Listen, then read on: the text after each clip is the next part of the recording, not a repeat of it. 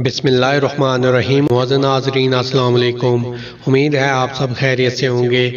اگر آپ نے ابھی تک اس چینل کو سبسکرائب نہیں کیا تو اس کو سبسکرائب کر دیں اور اس کے ساتھ بنی گھنٹی کے نشان کو دبا دیں تاکہ میری نئی آنے والی ویڈیو کا نوٹیفیکیشن آپ کو مل سکے۔ آلیان اٹھو، ہمیں فوراً جانا ہے۔ زارون جو کھانا کھا کر رحیل کی کال آنے پر آواز ٹھیک سے نہ آنے کے باعث ٹیبل سے اٹھ کر تھوڑا سائڈ پر ہوا تھا، اس نے واپس آتے آلیان سے کہا جو ابھی تک کھانا کھانے میں مصروف تھا۔ پر کہاں؟ آلیان نے چمچہ منہ میں ہی رکھے پوچھا تو زارون نے جواب دینے کی بجائے اسے کھینچ کر کھڑا کیا۔ باتیں کر کے وقت ضائع مت کرو اور جلدی سے گاڑی نکالو، میں 2 منٹ میں آیا۔ اس نے چمچہ اس کے منہ سے نکالتے غصے سے ٹیبل پر پٹخا تو آلیان کو معاملے کی نزاکت کا احساس ہوا۔ اوکے، میں گاڑی نکالتا ہوں، تم آ جاؤ۔ مزید کوئی سوال کرنے کی بجائے اس نے چابی لیتے باہر کا رخ کیا اور زارون اپنے موبائل پر کسی کو کال ملاتے جلدی سے اپنے کمرے کی طرف بڑھا۔ یہاں لاؤ، میرے پاس بٹھاؤ میری بیٹی کو۔ خالدہ بیگم نے سحر کے ساتھ ساتھ نور کو بھی لاؤنج میں آتا دیکھ کر جنید کے قریب سے اٹھ کر دوسری طرف صوفے پر بیٹھتے کہا تو سحر نے مسکراتے ہوئے اس بات میں سر ہلاتے نور کو ان کے ساتھ بٹھا دیا جہاں سارا پہلے سے بیٹھی تھی۔ قاری صاحب شروع کریں۔ نور کے آتے ہی سکندر صاحب جو اسی کے انتظار میں بیٹھے تھے انہوں نے قاری صاحب سے کہا جنہوں نے سکندر صاحب کے کہنے پر پہلے سارا اور حارث کا نقاب پڑھانا شروع کیا۔ اللہ، کیا کروں اب میں؟ پلیز مجھے یہ گناہ کرنے سے بچا لے۔ نور نے آنسو جو اب آنکھوں سے باہر آنے کو بےتاب تھے ان کو روکنے کے لیے اپنی آنکھیں سختی سے بند کیں اور ایک بار پھر سے وہ منظر اس کی نظروں کے سامنے گھومنے لگا جب اس نے اپنی زبان سے زارون کے لیے اقرار کیا تھا، یا اللہ مجھے موت دے دے پر پلیز کوئی ذلت مزید میری قسمت میں مت لکھنا۔ قاری صاحب کے بول اسے بہت کچھ یاد دلانے لگے تو اس نے آنکھوں کو مزید سختی سے بند کرتے دعا کی۔ نکاح مکمل ہوتے ہی سب نے دعا کے لیے ہاتھ اٹھائے اور حارث اور سارا کے رشتے کی خیر و برکت کے لیے دعا کی۔ بہت بہت مبارک ہو۔ سب سے پہلے سکندر صاحب نے حارث کو گلے لگاتے مبارکباد دی تو حاشر کے ساتھ ساتھ باقی سب نے بھی اٹھ کر حارث کو مبارکباد دی اور جنید جو ابھی تک خاموش بیٹھا تھا اس نے خالدہ بیگم کے گھورنے پر اٹھ کر حارث کو گلے لگتے اسے مبارکباد دی۔ منہ میٹھا کرو بھائی سب کا، خالدہ بیگم نے سحر کو کہا تو وہ مسکراتے ہوئے اٹھی اور سب کا منہ میٹھا کروایا، جس کے بعد سکندر صاحب نے قاری صاحب کو نور اور جنید کا نکاح پڑھانا شروع کرنے کا کہا تو وہ سر ہلاتے پہلے نور سے اس کی مرضی پوچھنے لگے جو بالکل گمسم سی بیٹھی مسلسل اپنی موت کی دعا کر رہی تھی۔ بیٹا، کیا آپ کو یہ نکاح قبول ہے؟ قاری صاحب نے دوسری بار پوچھا تو خالدہ بیگم کے ہلانے پر اسے ہوش آیا اور اس سے پہلے کہ وہ کوئی جواب دیتی سب لوگ باہر سے آنے والے شور پر اس کی بجائے دوسری جانب متوجہ ہوئے جہاں سب سے پہلے ایک نوجوان لاؤنج میں داخل ہوا۔ کون ہیں آپ؟ حاشر جو اس کے قریب تھا اس نے سب سے پہلے اٹھتے پوچھا تو زارون نے جواب دینے کی بجائے ابرو اچکاتے اسے ایک نظر دے کر قدم آگے بڑھائے۔ یہ سب کیا ہو رہا ہے یہاں؟ اس کی بات کا جواب دینے کی بجائے اس نے نور کے سامنے آتے سوال کیا جس کی سانس اس شخص کی آواز اور چہرے پر اٹک سی گئی تھی۔ تم ہوتے کون ہو یہ سب پوچھنے والے اور تم اندر کیسے آئے؟ حارث نے اسے نور کے پاس سر پر کھڑا دیکھ کچھ نہ سمجھی سے اٹھ کر اس کے قریب آتے پوچھا تو باقی سب بھی اس لڑکے کے پیچھے 10-12 لوگوں کو لاؤنج میں داخل ہوتا دیکھ کر کوئی چور ڈاکو سمجھ کر اٹھ کر کھڑے ہو گئے۔ میں کون ہوں یہ جاننا ضروری نہیں، اس نے کہتے ہوئے قدم حارث کی جانب بڑھائے اور اپنی بات کو جاری رکھا، بلکہ یہ دیکھنا ضروری ہے۔ اپنے ہاتھ میں پکڑا کاغذ کھول کر اس کے سامنے کرتے وہ خاموش ہوا۔ کیا ہے یہ سب؟ نکاح نامے پر نور کے نام کے ساتھ ساتھ اس کے دستخط دے کر حارث نے جھپٹ کر کاغذ اس کے ہاتھ سے لیتے سوال کیا۔ لگتا ہے پڑھے لکھے نہیں ہو۔ تب ہی نکاح نامے پر اپنی بہن کا نام دیکھ کر بھی سمجھ نہیں آئی کہ یہ کیا ہے۔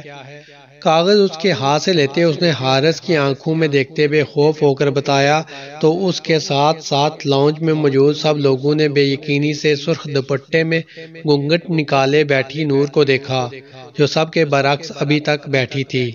کیا بکواس ہے یہ سب، اور تمہاری ہمت کیسے ہوئی میری بہن کے بارے میں ایسی بات کرنے کی؟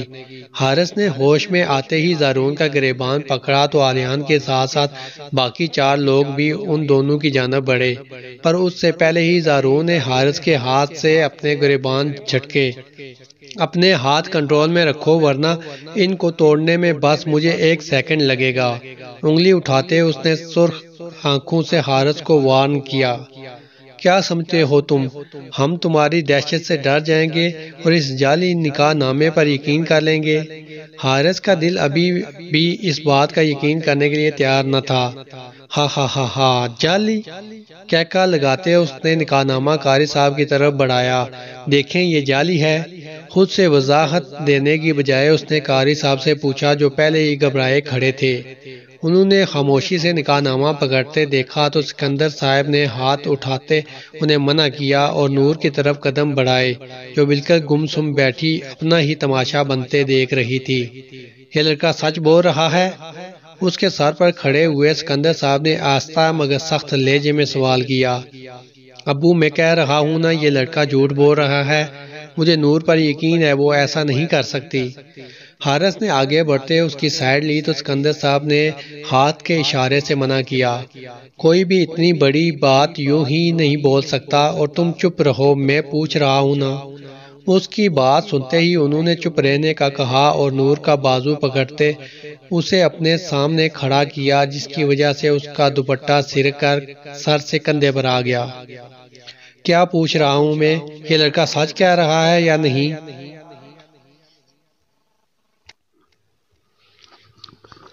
اس کے بازو کو دبوچتے انہوں نے گرجتے ہوئے پوچھا تو نور نے رونا شروع کر دیا۔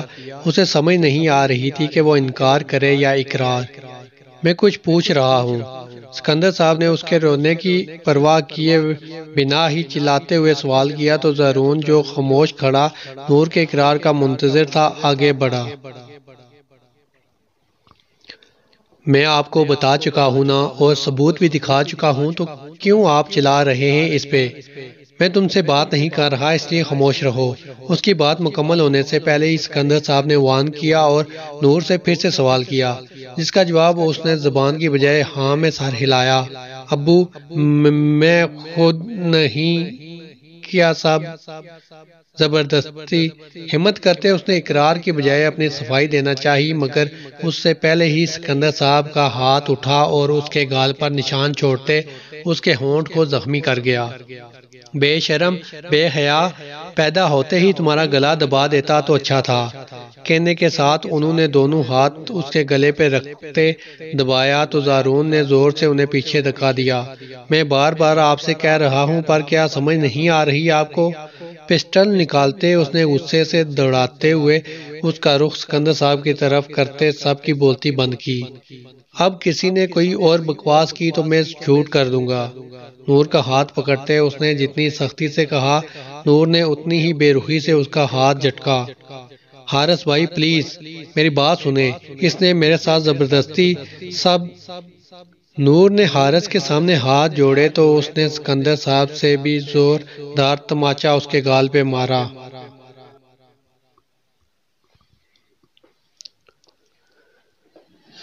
زبردستی کوئی نکاح کر لیتا ہے کیا؟ اور زبردستی کی تھی تو مر جاتی پر یہاں واپس نہ آتی۔ ذلت اور غصے سے پاگل ہوتے حارث چلایا تو زارون کی برداشت جواب دے گئی۔ اس نے پسٹل حارث کی طرف کرتے فائر کیا جو آلیان کے بر وقت ہاتھ مارنے پر دیوار میں جا لگا۔ یار کیا کر رہے ہو؟ آلیان نے زارون کے ساتھ سے پسٹل پکڑا تو وہ حارث کو مارنے کے لیے آگے بڑھا پر اس سے پہلے ہی آلیان نے اسے سنبھالا۔ اسے کہو دفع ہو جائے میری نظروں سے، دور چلی جائے۔ اب میں اس کے غلیظ وجود کو مزید اس گھر میں برداشت نہیں کر سکتا۔ سکندر صاحب نے اپنے دل پہ ہاتھ رکھتے کہا تو نور نے حارث سے نظر ہٹا کر بے یقینی سے ان کی طرف دیکھا جو اس کے اپنے تھے۔ توبہ توبہ، کیا زمانہ آ گیا ہے، پر شکر ہے میرا بیٹا بچ گیا۔ میں تو ایسے ہی اس کی پسند کی بجائے اسے معصوم سمجھ کر بہو بنا کر لے جا رہی تھی، پر لاکھ لاکھ شکر ہے۔ وقت پر حقیقت کھل گئی۔ خالدہ بیگم نے کانوں کو ہاتھ لگاتے کہا تو نور نے اپنی آنکھوں کو صاف کرتے ایک نظر حارث کو دیکھا جو منہ موڑے کھڑا تھا۔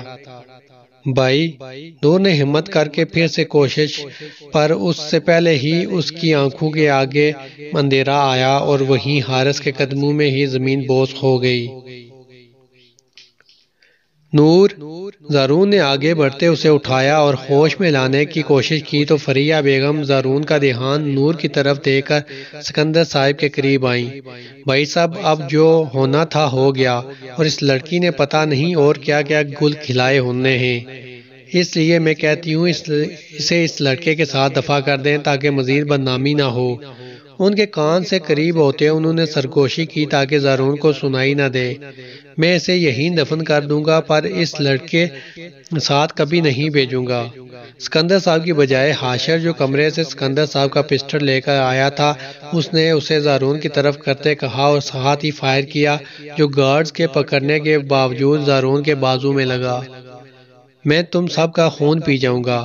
حاشر نے ان سب کے ہاتھوں میں مچلتے ہوئے شور مچایا تو زارون نے اپنے بازو سے بہتے خون کی پرواہ کیے بنا نور کو نرمی سے اٹھایا۔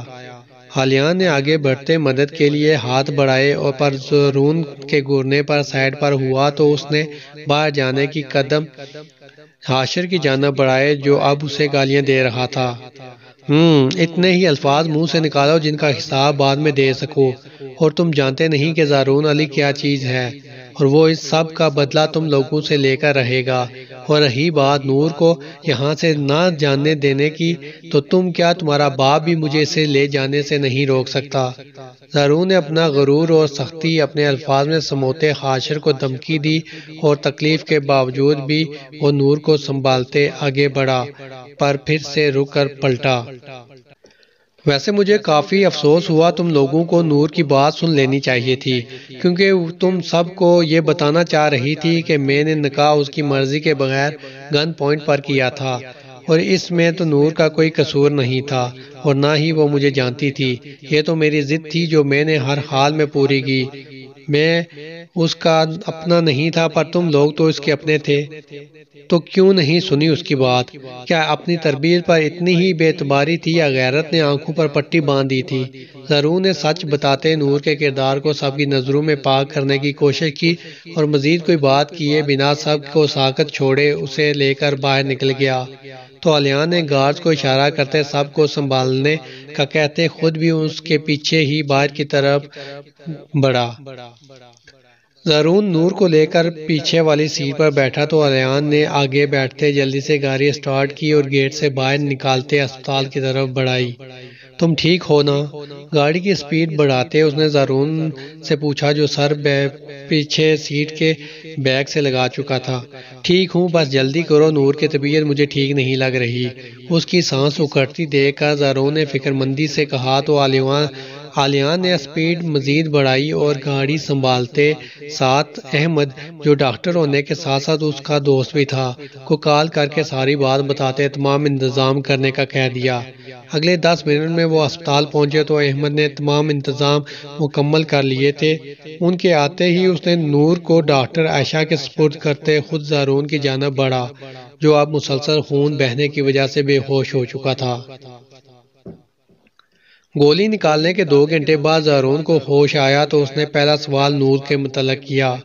وہ ٹھیک ہے، نروس بریک ڈاؤن ہوا ہے جس کی وجہ سے ابھی تک ہوش نہیں آیا۔ ڈاکٹر کوشش کر رہے ہیں، انشاءاللہ جلدی ٹھیک ہو جائے گی۔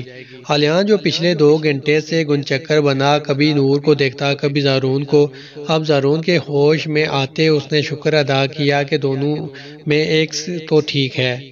مجھے نور کے پاس جانا ہے۔ زارون نے ہاتھ میں لگی ڈرپ کھینچ کر اتاری اور اٹھ کر باہر کی جانب بڑھا تو حالیان نے اسے اپنا سر پکڑا۔ زارون رک جاؤ، کیا ہو گیا ہے؟ ڈاکٹر نے تمہیں ریسٹ کرنے کا کہا ہے۔ باڑ میں گیا ریسٹ، مجھے نور کے پاس جانا ہے بس۔ زارون نے چکر آنے کے باوجود دوسری جانب بڑھتے کہا تو الیان نے اس کے پیچھے آتے کمرے کی طرف اشارہ کیا جہاں نور کو رکھا گیا تھا۔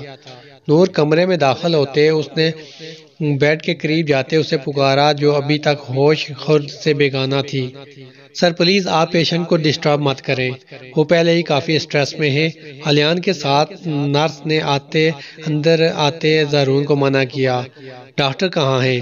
زارون نے جواب دینے کی بجائے پوچھا تو اس نے ساتھ والے کمرے کی طرف اشارہ کیا تو زارون الیان کو وہاں رکنے کا کہتے خود ڈاکٹر کے کمرے کی جانب بڑھا تاکہ نور کی کنڈیشن کے متعلق پوچھ سکے۔